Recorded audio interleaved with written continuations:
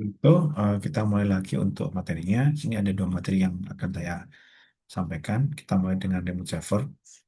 Eh, ini adalah yang akan kita coba bahas terkait dengan gimana itu telnet, SSH server, VNC sama remote desktop connection. Yang ini sudah ada fiturnya ya di OS-nya ya. Ternyata adalah ini adalah definisinya adalah protokol jaringan yang digunakan untuk mengakses perangkat komputer jarak jauh melalui jaringan seperti internet atau internet. Cara itu berasal dari singkatan Telecommunication Network.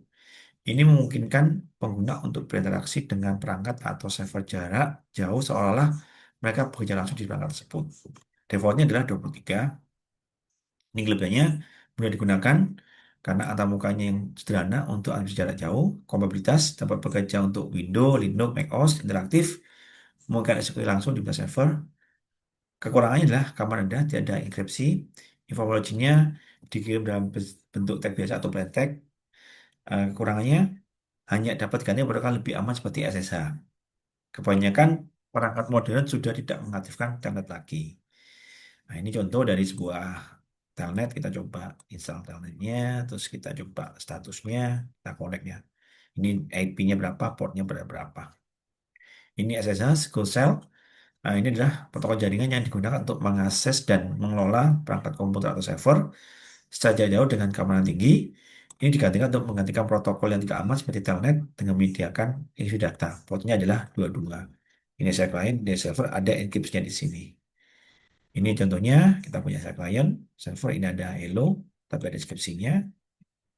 Ini adalah kelebihannya, keamanan tinggi, mendukung enkripsi data sehingga informasi tidak mudah diakses oleh pemenang, dapat digunakan untuk berbagai kebutuhan seperti akses remote, transfer file, sama tunneling, aman, mendukung potensi basis kunci yang lebih aman, dapat digunakan semua perangkat, biasanya dengan bantuan PATI atau misalnya mendukung transfer file, tunneling, konfigurasi membutuhkan pengaturan untuk menghasilkan kunci keterbatasan, user interface berbasis teks sehingga membutuhkan pemahaman tentang command line CLI. Ini contohnya, ya kan. Nah, ini VNC, Virtual Network Computing, eh, pakai nama desktop, memungkinkan kita mengakses jarak jauh dengan menggunakan RVB, Remote Frame Transfer, untuk memberikan tampilan grafis, bisa untuk akses jarak jauh, dukungan teknis, kolaborasi sama multi platform. Ini memungkinkan pengguna untuk melihat mengontrol desktop. Ini digunakan oleh administrator IT untuk membantu memecah masalah, untuk mengakses dan berinteraksi. Ini adalah untuk dengan sistem OS yang berbeda. Cara kerjanya lah kita punya VNC server, client. Prosesnya dia menangkap layar dan mengirimkan melalui protokol RVB, menampilkan di kontur server, kita input, akhirnya menggunakan port 5900 untuk koneksi. Ini kelebihannya menggunakan berbagai sistem operasi. Berbeda saja dia ada grafik tampilannya GUI, atau mungkin lebih dengan desktop untuk bisa untuk multi user. Eh, Keamanannya rendah karena tanpa itu tambahan seperti dan dapan digunakan sebaiknya digunakan dengan protokol tambahan karena ada di grafik biasanya membutuhkan bandwidth yang lebih besar. Kadang pengaturannya lebih susah. Ini RDP yang ada dalam untuk desktop kita biasanya bisa me- ini jadi dia jarak jauh dengan GUI kita pakai pengontrolnya, terus ada NXP-nya 3389. Ini gambarnya.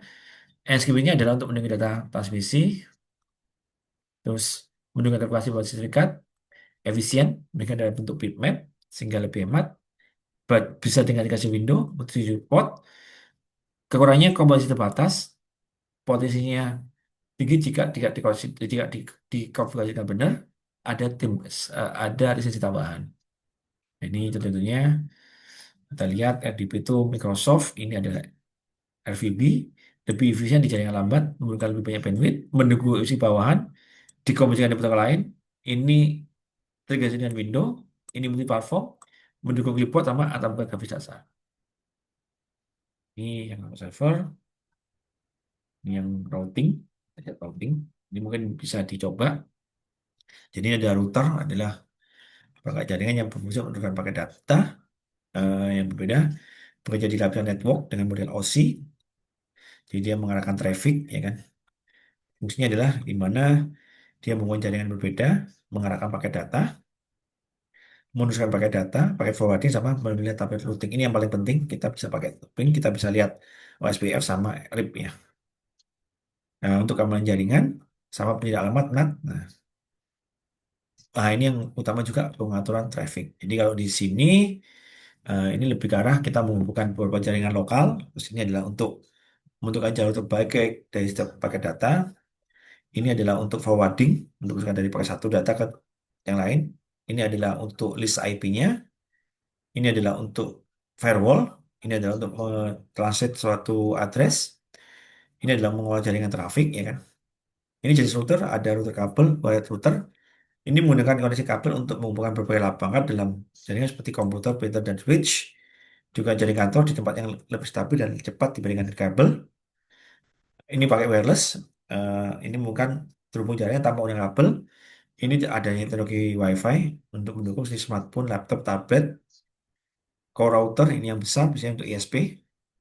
Edge router, tepi jaringan, mengolah koneksi WAN, jaga pengendalian internet dan keamanan. Ini Veta router tidak berupa aset, tapi merupakan aplikasi dalam rangka lunak yang dijalankan pada komputer atau server. Ini komponen dalam router ada routing tabel, ada protokol routing. Ini biasanya lebih ke arah kita manajemen traffic terkait dengan alamat IP, gateway, sama metriknya. Ini menentukan jalur untuk IP, OSP, dan BGP. Nah, ini interface router tampilannya, ini kan port internet, ya kan. CPU, biasanya ada CPU untuk menggunakan proses sama firmware, biasanya ini OS-nya.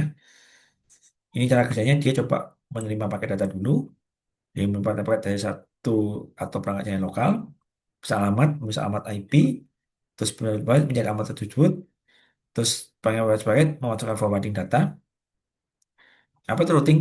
Protokol pada pos itu menggunakan router untuk saling bertukar informasi tentang status jaringan sehingga dapat mengambil keputusan secara manual.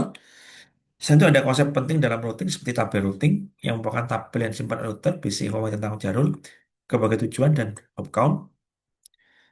Ada statik, ada dinamik. Nah, ini lebih administrator eh, penuh atas rute. Jika ada perubahan dalam jaringan, ini menggunakan protokol routing, OSPF, sama LIP, sama GPG. Keuntungannya adalah kita bisa mengatur aliran data.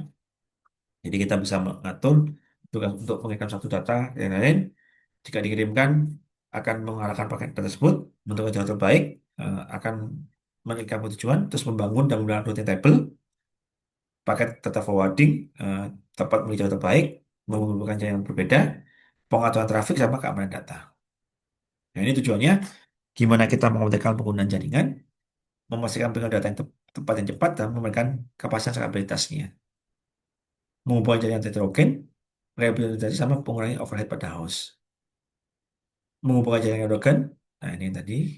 Nah, ini untuk statik ya. Itu statik itu adalah biasanya kita sudah set manual, jadi nggak bisa data atik, makanya ada statik ya kan.